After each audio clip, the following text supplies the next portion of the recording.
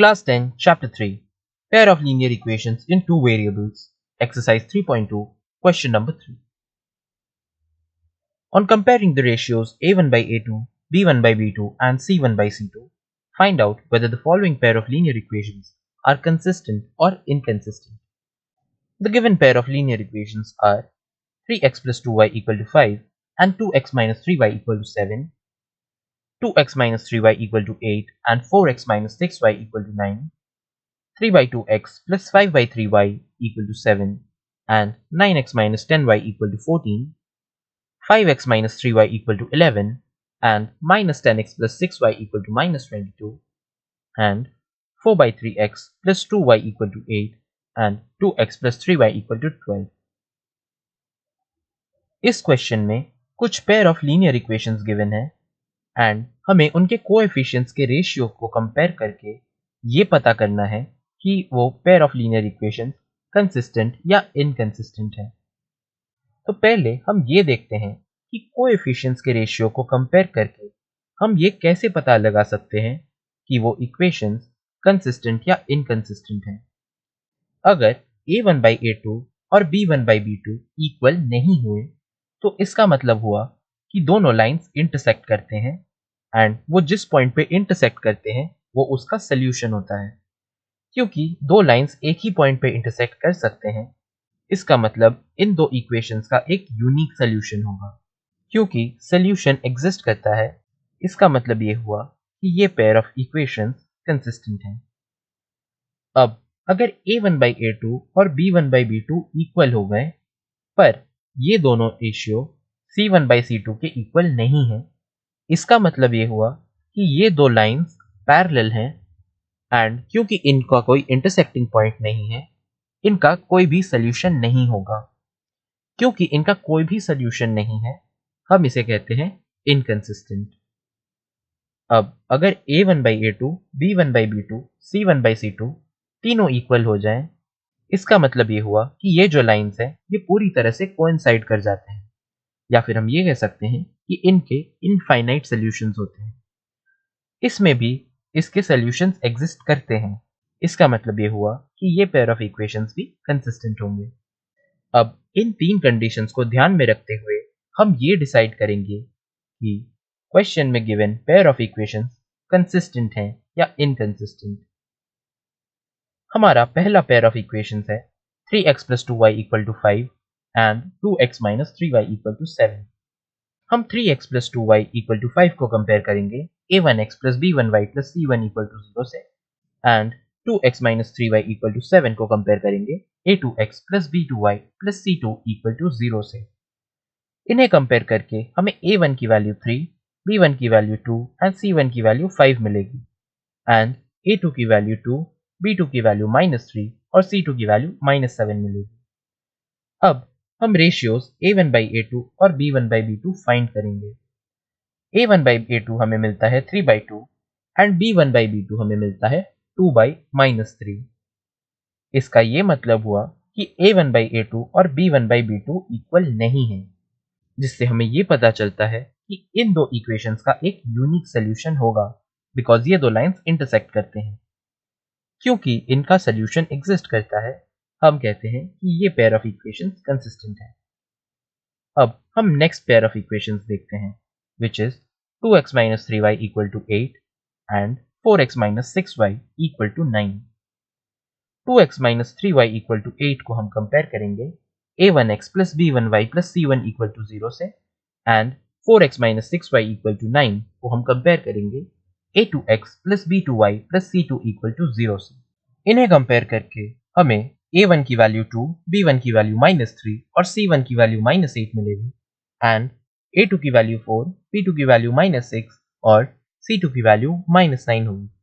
Ratios को compare करके हमें a1 by a2 equal to b1 by b2 मिल जाएगा बट ये दोनों c1 by c2 के इक्वल नहीं होगा क्योंकि a1 by a2 2 by 4 होता है, b1 by b2 -3 by -6 होता है and c1 by c2 -8 by -9 होता है।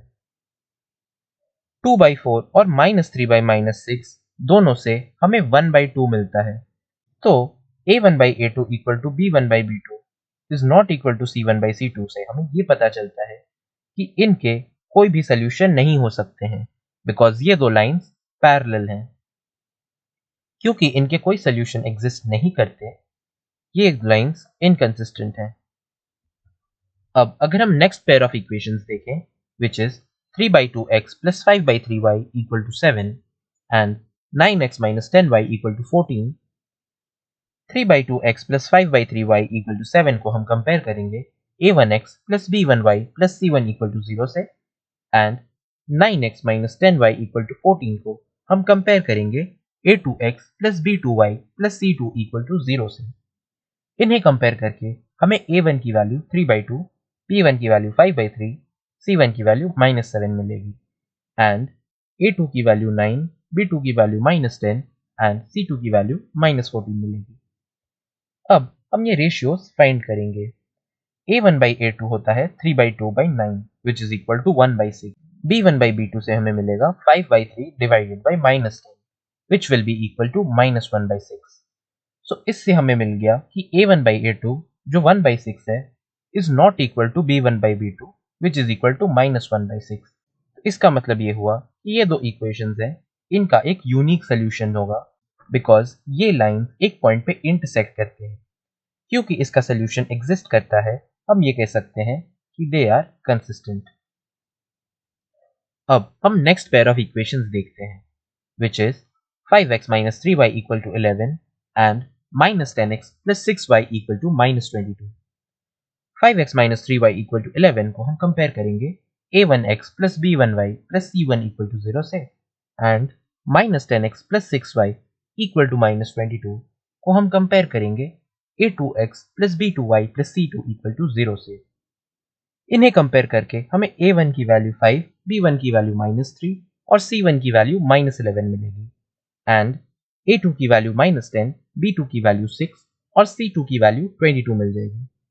अब अगर हम रेशियोज कंपेयर करें तो हमें a1/a2 मिलेगा 5/10 which is equal to -1/2, b1/b2 will be equal to -3/6 which is equal to -1/2, और c1/c2 हमें मिलेगा -11/22 which is again equal to -1/2।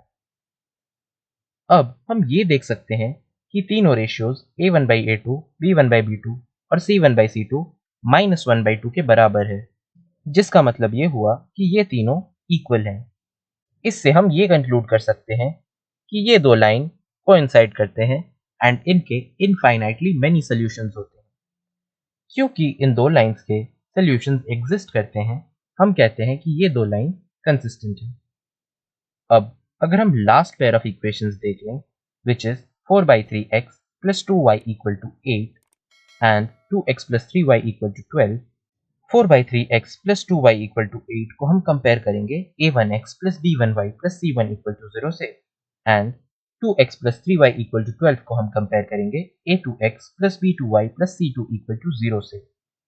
इन्हें कंपेयर करके हमें a1 की वैल्यू 4/3, b1 की वैल्यू 2 और c1 की वैल्यू -8 मिलेगी, एंड a2 की वैल्यू 2, b2 की वैल्यू 3 एंड c2 की वैल्यू -12 मिल जाएगी। अब हम ये रेशियोज फाइंड करेंगे।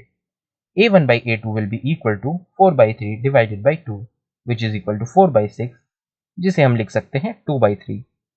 b1/b2 is equal to 2/3 and c1/c2 is equal to -8/-12 which can be reduced to 2/3। इसमें भी हम ये देख सकते हैं कि तीनों रेशियो a1/a2, b1/b2 और c1/c2 इक्वल हैं 2/3 से। तो क्योंकि a1/a2 equal to b1/b2 equal to c1/c2, हम ये कह सकते हैं कि ये दो लाइन कोइंसाइड करते हैं एंड इनके इनफाइनाइटली मेनी सॉल्यूशंस होते हैं। क्योंकि इसके सॉल्यूशंस एग्जिस्ट करते हैं, हम ये कह सकते हैं कि ये पेयर ऑफ इक्वेशंस कंसिस्टेंट है।